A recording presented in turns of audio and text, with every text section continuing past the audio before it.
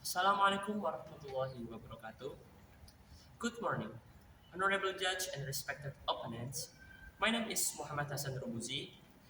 Today, I stand as the Prime Minister of the affirmative team, and we are here to convey that this House has chosen a world where vital resources are managed by International Resource Agency. We are currently standing at a pivotal moment in human history. The global shift toward green energy and digital infrastructure is not just a policy, it is a survival mandate. However, the transition relies entirely on a critical resource like lithium, cobalt, copper, and rare earth element. Under the current status quo, these resources are treated as pawns in a geopolitical chess game or an objective of corporate monopoly. This is why we firmly support today's motion. This House prefers a world where critical resources are governed by the International Material Agency. For the purpose of this debate, International Material Agency refers to an agency that would act as a global organization with the goals to manage critical resources, reduce risk of shortage or trade conflict, and encourage more sustainable responsibilities ways of using and extracting resource. And then the critical resource specifically is mineral and element essential for the green transition, like EV batteries, solar panel, and high technology medical or defense infrastructure. And the goal is to move away from resource nationalism toward a global commons framework. The first pillar of our case is global security. In our current world, resource-rich nations often use their geological luck as a diplomatic illusion. We see resource nationalism rising where supply chains are throttled to settle political scores. Why central government is the solution? When a single nation controls 80% or 90% of a specific mineral, they hold the rest of the world hostage. This creates extreme volatility. If, if a conflict breaks out, the global supply of semiconductor of batteries could vanish overnight by placing governance under the IMA. We decouple essential material from bilateral tensions.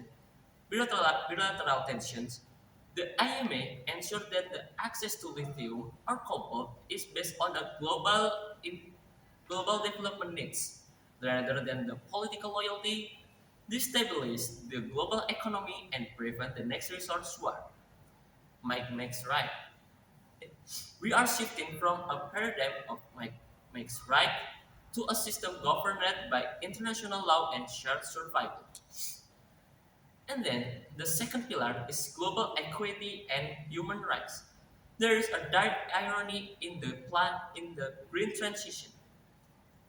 We want to save the planet using an electric cars is often mined, but the cobalt in those cars is often mined through child labor or in conditions that destroy local ecosystem in the global south.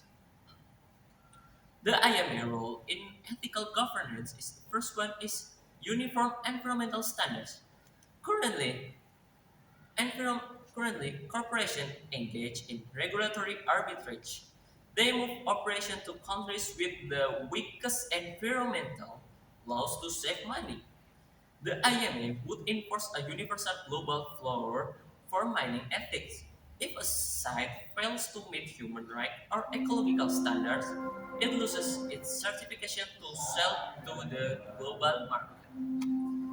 The second is preventing neocolonialism. Under the status quo, developing nations are often exploit their land is hollowed out, but the wealth and technology flow exclusively to the north. The IMA would mandate technology transfer and profit sharing models. This ensures that the countries providing the raw material actually benefit from the green revolution rather than just suffering revolution in environmental consequences. opposition will likely argue that this infringes on national sovereignty. Our response is simple. Sovereignty doesn't grant the right to jeopardize the global climate, much like we have international laws for the high seas and outer space. Critical resources are a common heritage of mankind because their mismanagement threatens us all.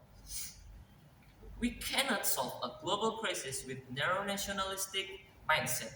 If we leave this resource to the free market or geopolitical whims, we guarantee instability, inequality, and environmental ruin. The IMA represents a major step for a global civilization and one where we manage our planet, limit give for the benefit of all, not just the few. This is for those reasons the affirmative is proud to purpose. Thank you.